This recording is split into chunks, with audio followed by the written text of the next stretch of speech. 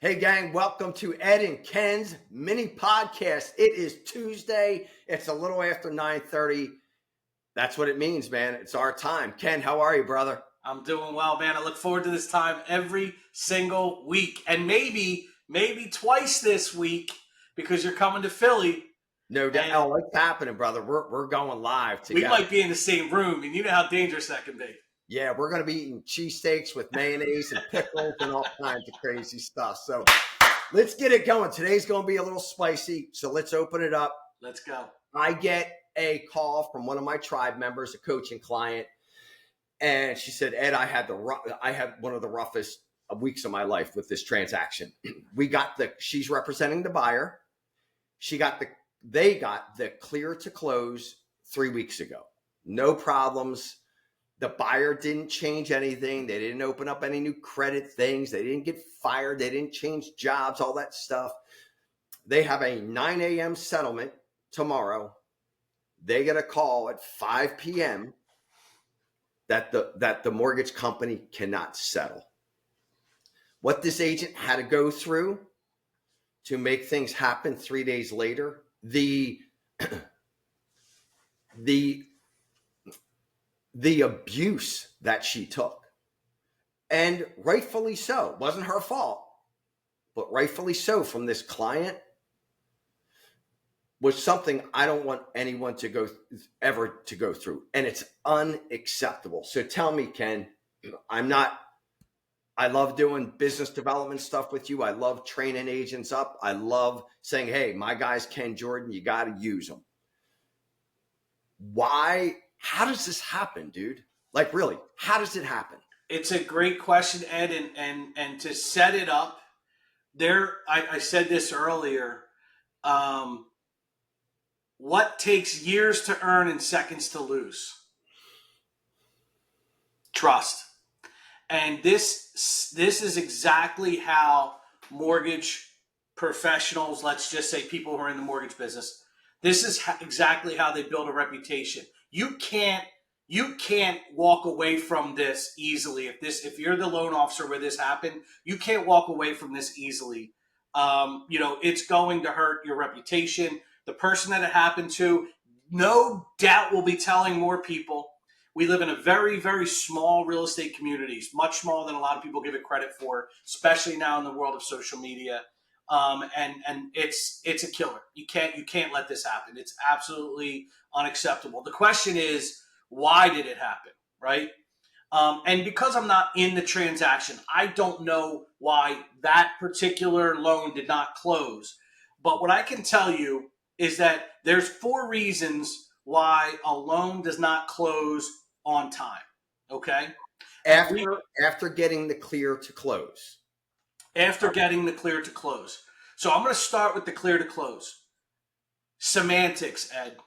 Semantics. Clear to close with some mortgage companies really means clear to continue. CTC just means clear to continue.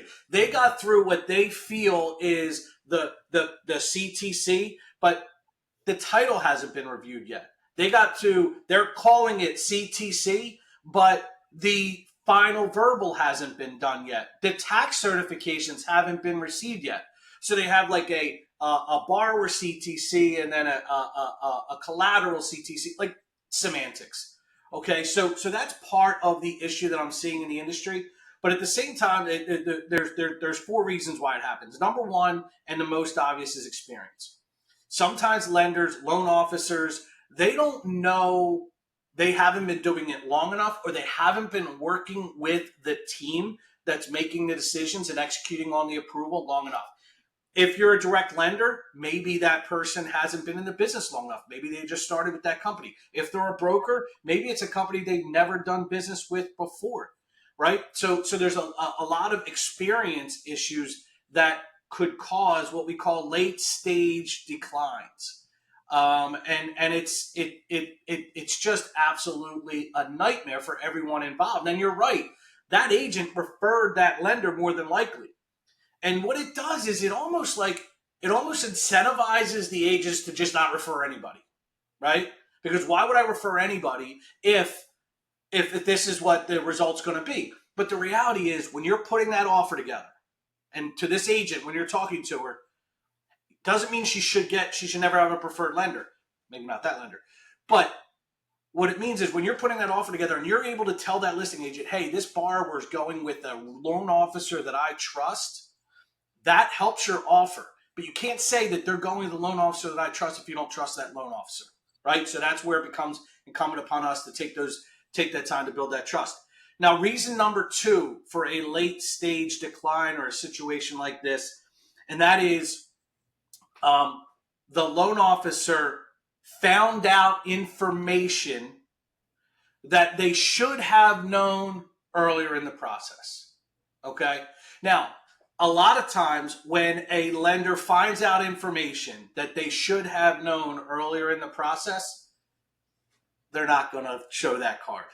They're not going to be like, oh, I should have known this, but I didn't ask, or this got missed by an inexperienced junior underwriter. That's another issue that pops up in our industry. So they're going to, a lot of times, give another reason other than the reason, which is you should have known this on the front end if you asked the right questions and collected the correct documentation. Now, the third reason why you might get a late stage decline is called a trigger condition. Okay, a trigger condition. And this, again, I'm not necessarily speaking to this particular circumstance, Ed, because I don't know how that happened. But trigger condition is, hey, everything's going well. I just need your April bank statement. That's the last thing we need to show sufficient funds to close. And April bank statement comes in, and there's a payment to WSFS Auto that's not that wasn't on any of the other bank statements. Now we have a new condition. Okay, a new condition because now we have to verify what is this? Is this a debt? If it is a debt, when did you open it? How much is it? Do we have to count that in your debt to income ratio? And if we do have to count it in your debt to income ratio, are you still approvable?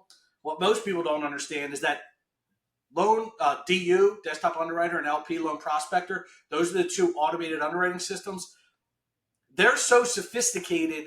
They take into account so many considerations to issue an approval that the flip side of that coin is one little thing could flip your approval. If you're at a 49.9% debt to income ratio and you go to 51, guess what? Loan's denied, right? Loan's denied. And you're scrambling to find a different product or another solution. And the fourth reason that the loan doesn't close on time is just flat out incompetence. Just someone who's not paying any attention, someone who doesn't track their files, that doesn't do updates, that doesn't regularly meet with their processing team, that doesn't have the relationship with their underwriter where if there's a problem, the underwriter feels comfortable enough to call them, doesn't understand guidelines.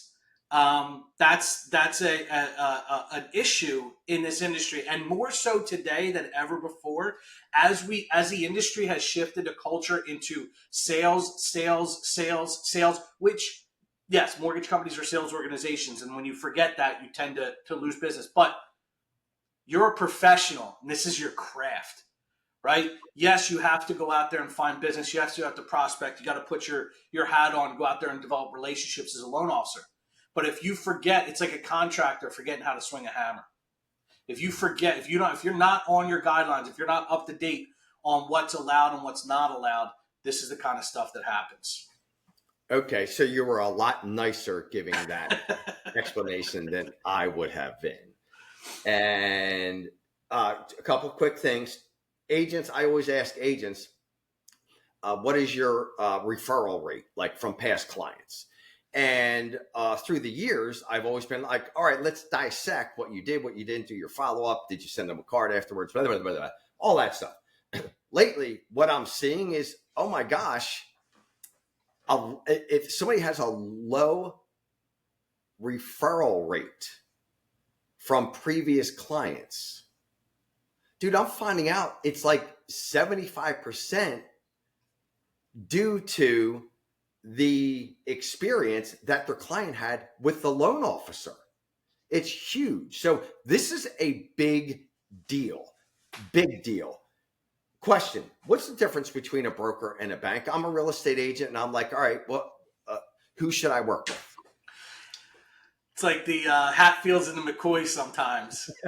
But the reality is a broker is someone who originates loans, okay? And they have a roster of lenders that they will prepare and originate loans and have that lender underwrite, process, close, and fund that loan. Now, my experience early on in my career as a broker, we would originate the loan. Some banks we would send our clean conventionals to. Some banks we would send our FHAs to. Some banks we would send our really rough FHAs to. The rates weren't great, but we were sending the rough FHAs there. And then some banks had the smoking hot rate. Nobody else could beat it, except they didn't give a shit if that loan closed on time or not. But you sent it there because you're trying to honor a low rate. You're out there promising the world. And now you send them the loan and you're like this. And, you know, you're hoping that you don't end up with egg on your face. That was my early on in my career. Now, a direct lender, okay, is you underwrite, process, close, fund, all in your own name. And then some direct lenders retain servicing rights of that mortgage, and some direct lenders release servicing rights to that mortgage. Now, on the direct lender side, the direct lender who does not retain servicing a lot of times, they have what's called correspondent relationships. They have relationships with different lenders that who are going to buy that loan after it closes. So you still underwrite, process, close, and fund, but you already, when you're locking that loan, you're locking it with the expectation that that particular lender who's offering that particular rate is going to buy that loan when it closes. And then they will either service it. Sometimes they purchase it and then they use a third party subservicer. But let's not get overly technical. Yeah. And then you have the direct lenders that underwrite, process, close, and fund, and then they retain servicing of that loan. Now the loan still may get sold to Fannie Mae, sold to Freddie Mac, sold to Ginnie Mae, but they retain the servicing rights. Obviously, some have every channel has its benefits, its pros and its cons. For me, as a direct lender with correspondent relationships, what I like about the way that my company operates is that we have full control, underwrite, process, close, and fund. The underwriter that underwrites this loan, same underwriter for me that's going to be underwriting my next loan and my next loan. And I get a sense of how they think. I understand what their risk tolerance is. I understand not what loans they're going to deny or what loans they're not going to deny, but I understand, like, if I see a situation, this underwriter has a propensity to ask for this particular condition when this situation pops up.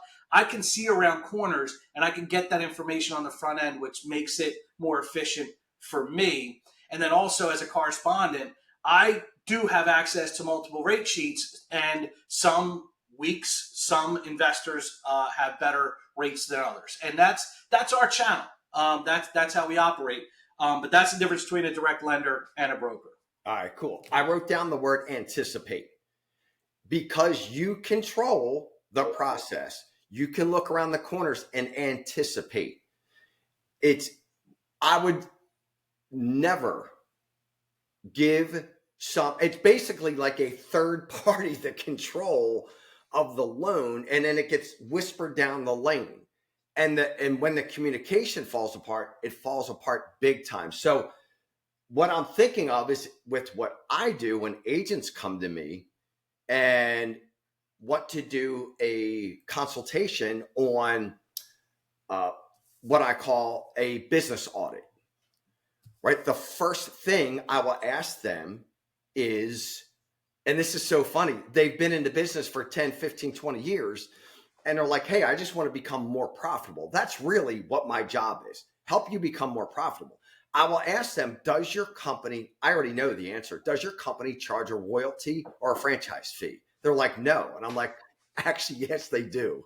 It's 6% and it's uncapped. Like, that's the first thing you got to get rid of, right? That's going to save you based on your production. No, I just did one of these the other day. No lie, 40,000 just on the royalty, right? So I'm able to look around the same corners as well. And it seems like a no-brainer. And this is where I always want to pull the curtain back. on the real estate and the mortgage industry and go, no, this is the truth. And when this agent was telling me, I couldn't believe my client, what she was calling me and who she was threatening. And I went, I don't blame her. Yeah. I don't blame her. If I am clean, a clean buyer, I didn't change anything. I didn't order anything. I didn't even order anything from Amazon in the last 2 months. Like nothing changed. And my mortgage guy or girl calls me and says, hey, we can't close. If I'm the agent or the client, I'm literally going to be at your front door. Like literally. I believe that. Hop on a plane, Spirit Airlines, 4.5 hours later, right? Yeah. And back in the day, ask some of the old LOs from Trident Mortgage back in the day. Literally, I ran down the steps and literally pounded on the glass. Get off the phone. We're talking right now. Ed, what you just mentioned is an important, often overlooked part of why agents should not just let their borrowers go wherever they want, right? I mean, it seems like an easy thing. Like, you pick your own lender. That way it doesn't reflect poorly on me. Number one, people will always remember the transaction. Doesn't matter. You still there? I'm here. Yeah. Oh, somehow my screen just went. People will always remember the transaction. Okay, so they may not remember that you were even referred the lender. They're just going to remember, was it a good experience or was it a bad experience, right? So control the experience and you control referability, like you just said, right? The second thing is anticipation. You can't manage expectations until you set them, and you can't set expectations unless you know exactly what's going to happen. The clients today want to be led. I just did a Facebook Live on outdated rules. Like what real estate agents go, oh, I always give 3 options because that's what my broker in the late 60s told me to do. Holy shit, man. No, your job is to lead the freaking transaction. Yes. Right. And this is what I'm going to say. Okay, great. Do you have somebody? All right, great. I'm going to talk to them. Oh, you gave my client a rate of 1.9%, huh? That's funny. Everything else is whatever, 6 or 6 point whatever. My job as the agent is to lead the transaction. I'm going to get back to my client and say, hey, the choice is yours. However, here are the pros and cons. This is what I just went over with a group of listing agents. The old way of going and going, well, Mr. Jordan, my data says that your house should sell at $722,000. Do you know the dangers of overpricing? By the way, if any clients or consumers are listening to this, if an agent comes into your house these days with that strategy, throw them out. There's 3 options. Option A, option B, option C. Here are pros and cons. Here's our pros and cons. Here are the pros and cons. What would you like to do? Agents, lead the transaction. That's what you get paid to do, right? Don't be afraid to get sued. That's stupid. No, I'm not going to say, hey, you have to use Ken Jordan because he's the only one out there. I'm going to say, based on my experience, Ken Jordan and Princeton Mortgage are the best. They're the best communicators. They have outstanding rates that are usually better than any of the other ones out there. Careful. That's a respite. They have respite. They have, talk about break the rules. They have, listen. Truth and lending. No, you're right. You're right. Here's something funny. I got to make something funny here. I have to go into my family's storage in Philadelphia when I'm at home, right? My ex-wife and I get along great. I asked her, should I bring a suitcase to bring some of my stuff home?